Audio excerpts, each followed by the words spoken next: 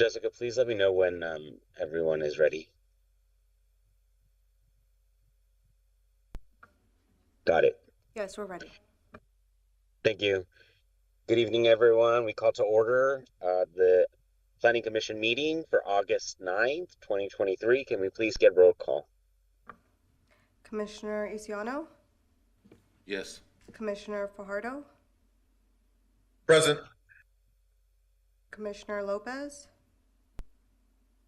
Vice Chairperson Franz? Present. Chairperson Rodriguez-Ceja? Present, and I'm joining remotely on the road, unfortunately. And with me is my colleague in the car, Martin Gill. Thank you. And for the record, Gabriel Fajardo is also joining virtually. Thank you. And Commissioner Isiano, would you lead us in the Pledge of Allegiance, please? Certainly. Please join us in our pledge. I pledge allegiance to the flag of the United States of America, to the for which it stands, one nation, under God, indivisible, with liberty and justice for all. Thank you very much.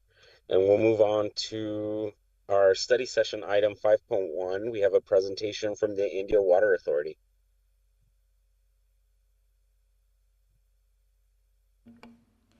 Good evening. My name is Michelle C. I am the Administrative Services Manager here with the Indio Water Authority. And the presentation I'm here to give you is regarding the conservation program and an overview about that.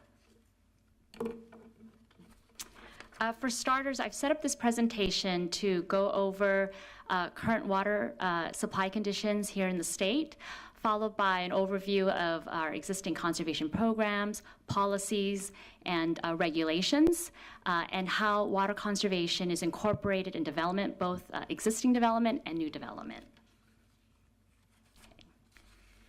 So I'd like to start with showing a visual of kind of where we're at in terms of the water supply throughout the state. You will see the map of the state on the left, which is just a few months ago, but in June, compared to what it was a year ago. The red or darker shades currently reflects the drier drought conditions, and you can certainly see that we've come a long way, especially with the snow and rain during this past winter season. And then fast forward, just to provide some context, last year when we were more severe drought conditions, the governor had issued an executive order basically requiring all of the water agencies to enact more restrictive water demand measures in place. And since with improved water conditions, since that time, the governor has relieved some of those water use restrictions and to what we currently call them as level 1 of our water shortage contingency plan. And for reference, a water shortage contingency plan is a plan that is a required approved document that is to be implemented by all of the water agencies. And the plan is intended to show progressively increases in water use reductions based on the severity of water shortage contingencies, whether it's a drought, whether it's natural or not natural. And so at this point in time, given the improved conditions, we're currently at level 1, which is at its most basic. And the takeaway here is in terms of basically promoting efficient water use practices. So that would be things like using a shutoff nozzle with a hose, timely repair of leaks, no water runoff, and so on and so forth. Additionally, it also requires that agencies offer some kind of rebate program to help the community. And one of the things that are still in place that is still under the governor's executive order is the no watering of non-functional turf. So this would be like non-recreational or anything within the commercial industrial areas, unless there are trees in which case watering is allowed. And as part of the regulations, we are also required to have ongoing water conservation messaging. And along those lines, we've partnered up with the other water agencies in the valley, what we call as CV Water Counts. And so it's through this where we have regular messaging. You may see it on our billboards, radio, public service announcements, but also we offer a resource here on our website with the cvwatercounts.com, water efficiency tips, monthly newsletter if you're subscribed, everything and anything related to conservation. There's also a plant list for those that are wanting to switch out their turf. And each year we actually host what we call a CV Water Counts Academy, in which people can sign up, and there's a series of guest speakers that focus on a variety of topics, ranging everything from water sources here in the valley to water conservation, regional water planning, and so on and so forth. And we typically promote that usually between January, February, around that time. Additionally, in terms of providing a resource for our customers, I do want to take a moment to highlight a program we call Drop Counter. It replaced our former web portal, and that allows water customers to not only review their water usage, but also be able to pay their bills online, receive any kind of notification alerts, whether it might be potential or possible leaks, and also the new added feature of a mobile app. So the link before you is to have where customers can go to sign up and get access. Now, in terms of water conservation and how we are assisting existing development, Indio Water Authority offers rebates for turf removal, smart irrigation, and indoor fixtures, which includes washers and toilets. And just to take a minute for those who may be interested in taking advantage of this program, we have an application process. The images before you are examples of our application forms. And a customer would typically need to provide some supporting documentation, before and after photos if they are certainly interested in doing a turf removal project, a site rendering of what that project looks like, what kind of plants that they are wanting to replace their turf with. And as well as, so there's that. And then as part of the application process, there is a pre-inspection and post-inspection. So just to give an opportunity for staff to verify the square footage, what is there before.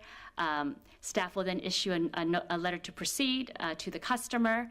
And once the project is complete, we will complete a post-inspection, just again verifying that the work has been complete before. And in terms of resources for turf removal projects, we have on our IWA webpage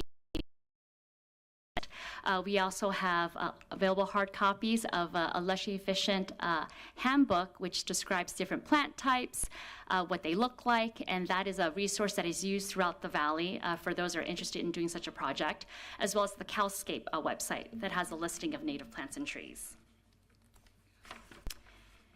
But in talking to kind of show how Indio is doing compared to other water agencies in the valley. So this is information that is, I just picked average August of last year, hottest month of the year. And this is showing the gallons per capita per day. And this information is publicly available. This is something that the state requires just to show in terms of what the water agencies, how we're doing in terms of water usage. And you can see gallons per capita per day to 311. Indio is at 171 gallons per capita per day. So we are doing an amazing job, an excellent job compared to some of the agencies here in the valley. The one thing I do want to also show is how conservation is incorporated or integrated as part of for new development. For starters, we have what's called MWELA, which stands for the Model Water Efficient Landscape Ordinance. This was adopted back in 2015. And there's an integrated plan review process in which Indio Water Authority is incorporated to review as it relates to new proposed development, the water infrastructure that's needed to support that development, but also looking at the proposed landscape. And so with this MWELA ordinance, it's triggered with any development that has new landscape with at least 500 square foot or greater, that triggers prescribed approaches for how landscape is to be designed. So as part of this process, they have to complete what's called a landscape package, which shows proposed plants, irrigation systems, prescribed methods of how things are placed, groupings of plants that require similar watering to be together. And along those lines, we, as I mentioned before, we do offer that handbook, the Lush and Efficient Handbook, to provide that list of plant choices for consideration. So I did wanted to mention that. And so that gives you a perspective in terms of how conservation is integrated as part of the both existing development and new development. And this last slide before you is contact information for any interested customers regarding rebates, IWA in general, my contact information. And that concludes my presentation, and I'd be happy to take any questions here. Thank you, Michelle. Thank you for making the time to come and do this presentation. Are there any questions from the commissioners? Yeah, I have one question. Yes, please. Thank you. So, I mean, that's a big spread on the numbers between 350, 311, and 171. Does the state have a number that they would like per capita? They do, but it's subjective because throughout the state, the conditions throughout the state, you have drier conditions, especially here in the valley, compared to Northern California. So while there may be a standard, I think it's really hard to kind of say that is a one-size-that-fits-all approach. Okay, and is that kind of the number, is that like a new low for us? Are we getting better at using less water, for example? Did we used to be 300 and now we're 171? Yeah, a few years ago, I don't remember offhand, but it was, I want to say it's roughly around the 200s, and there was actually legislation that was passed a few years ago. I think it was the SBX 20 by 20, in which we had to reduce water consumption by 20%, in which case at that point in time, we did hit that goal. Well, thank you very much, and I'm glad the residents of Indio are doing our share to preserve water. Thanks. Other questions? Yeah, I wanted to echo that same statement. This is Mr. Fajardo remotely. Thank you once again for such a great presentation. In fact, I was looking into doing the rebate program through IWA, as a resident, looking at some turf removal. So thank you for this, because I just done the homework on that. The question I had is the same here that was brought up in relationship to the metrics that are used between CVWD, DWA, and IW. I was just curious, do we have the same like geographical sort of region in terms of water consumption? I mean, not water consumption, excuse me, but the same geographical area as CVWD may cover as opposed to IWA. Just wanted to get some more info on that, because I'm just curious to know a little bit more about the metrics. Right. In terms of reporting metrics, the factors that are considered to developing that GP gallons per capita per day is based on fixed data, meaning there's certain elements or information fields that's required in order to come up with that number based on a formula. While I would say that CVWG covers their respective service area, ours covers exclusively, primarily the City of Indio for frame of reference. And CVWD could cover multiple cities for that frame of reference. Copy that. Thank you for that. So is that public information to see exactly, let's say, what the city of Coachella's consumption is compared to just Indio? Does CWD break that down for those individual cities that they service? WA. I believe the information is reported based by water agency and its service area. Got it. Thank you.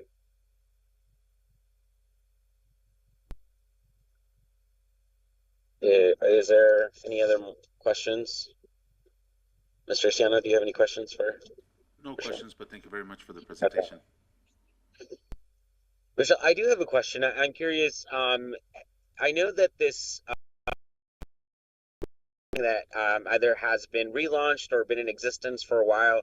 I'm curious to hear how successful this has been in the past, and if we've gotten a lot of residents actually utilizing these types of programs or not.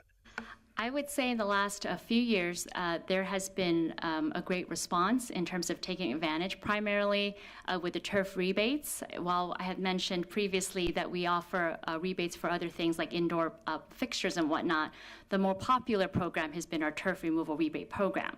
Unfortunately, I don't have all the annual how many applications and whatnot, but I think last year alone it was like close to 200 plus applications just for rebates alone.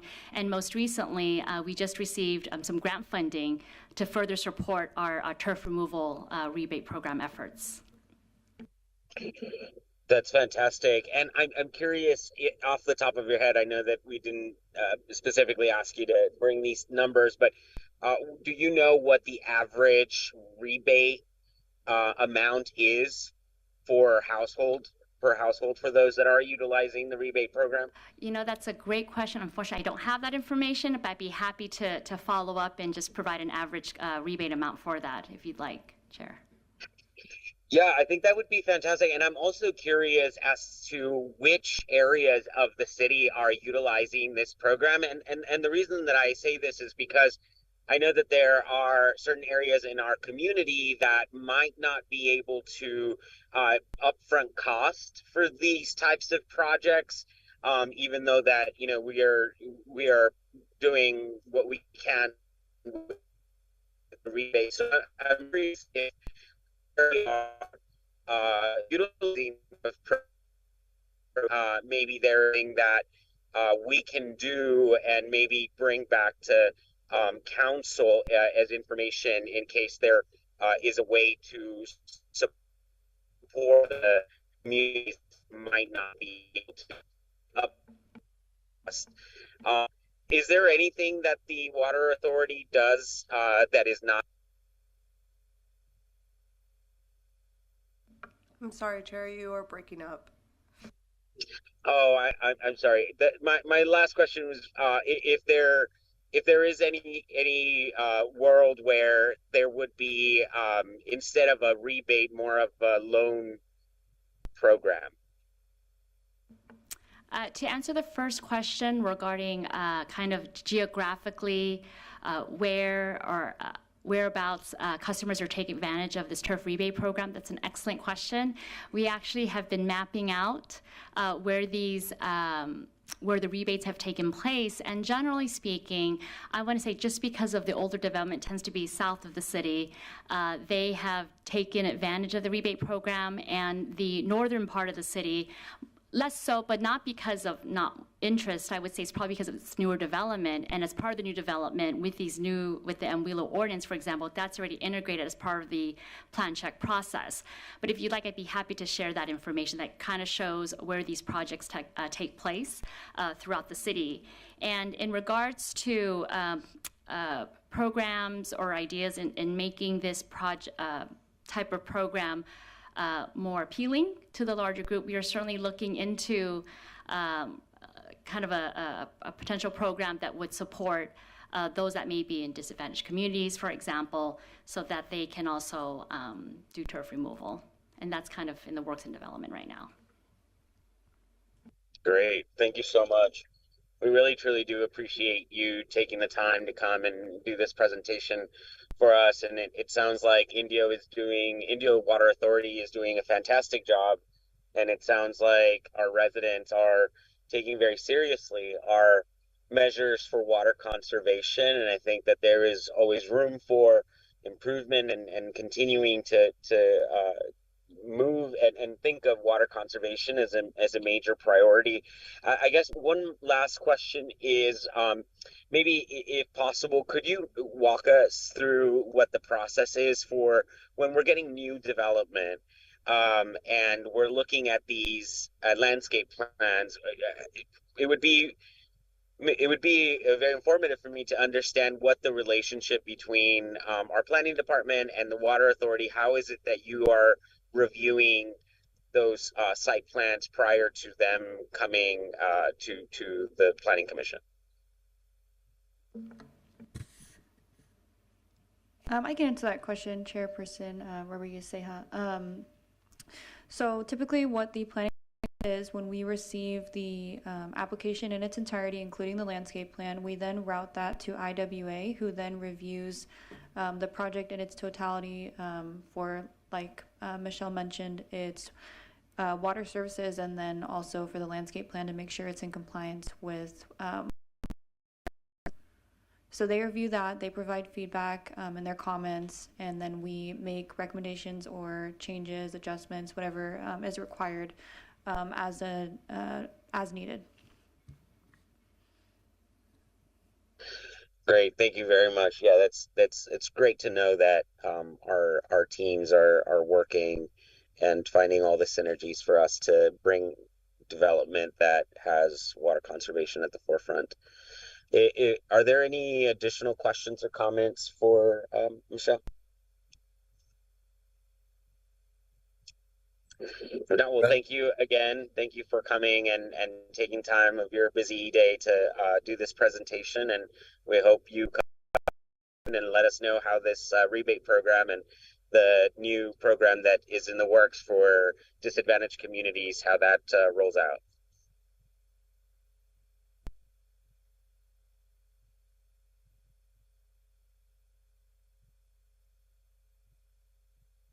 Okay, we'll move on to our public hearing items. We'll item 6.1, resolution 2068.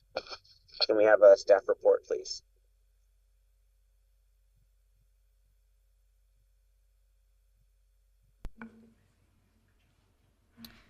Good evening, Commissioners. Kendra Reef, Principal Planner. Tonight I'm going to be presenting the tentative parcel map for Desert Retreat by Pulte Homes.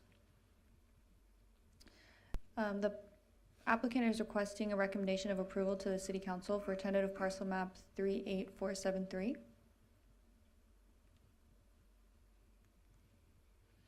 Just to give a quick overview of the project again, the project is Desert Retreat by Pulte Homes. The applicant is Pulte Home Company. The project is located south of Avenue 40, west of Jefferson Street, north of Avenue 38, and east of Madison Street.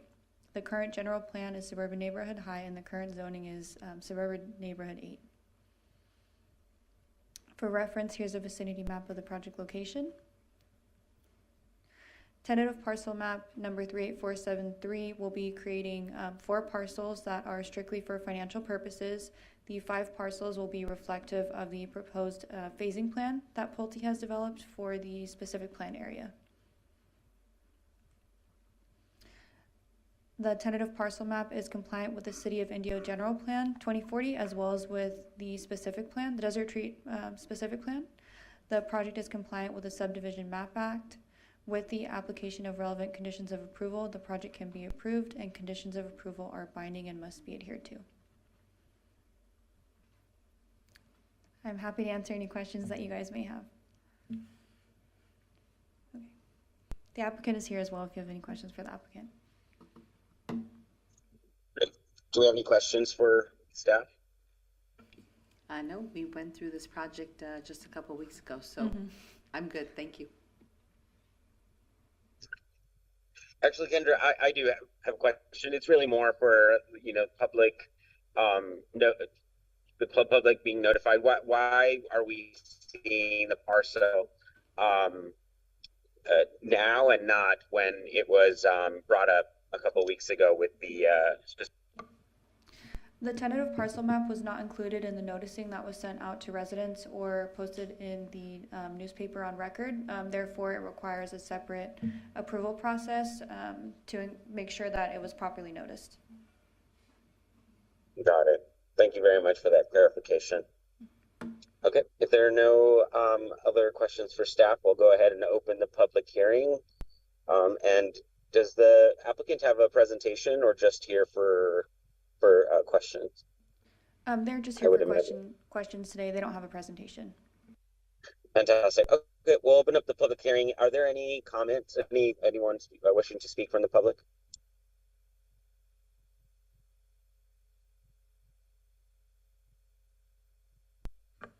No, there are no public comments. Are there any questions for the applicant? None. Okay, then we'll go ahead and close the public hearing, and we can go into deliberations. happy to entertain a motion.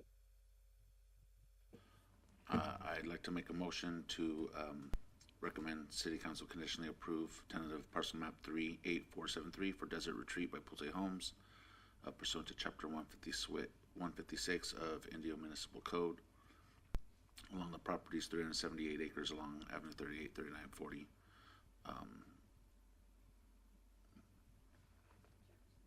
Jefferson Street and Madison Street.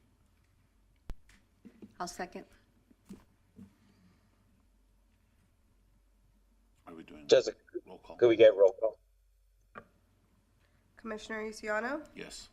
Commissioner Fajardo, Yes. Vice Chairperson Franz, Yes. Chairperson Rodriguez Ceja. Yes. Motion carries. Thank you very much. Thank you to the applicants.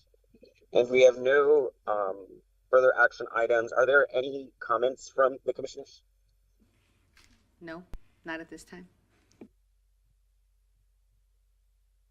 Okay. No.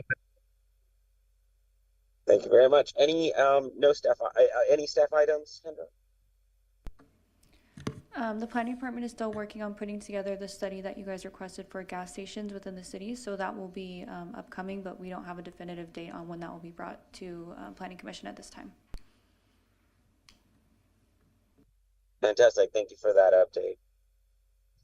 Well, if there's nothing further, then we can go ahead and adjourn our meeting to the next planning commission meeting, Wednesday, August 23rd, 2023. Thank you, everyone. Have a great evening, everybody.